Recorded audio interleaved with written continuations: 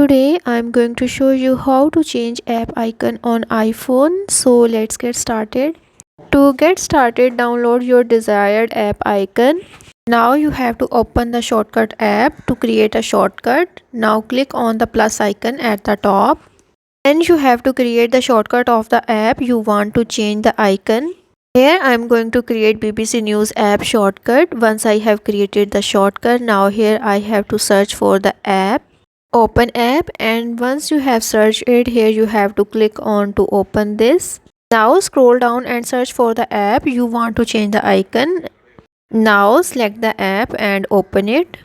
Now here at this interface you have to click on the very first app.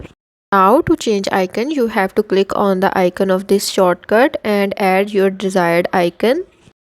Once you added the icon, now click on the add button, and after that you have to click on this done button. So that's how you can change app icons on iPhone.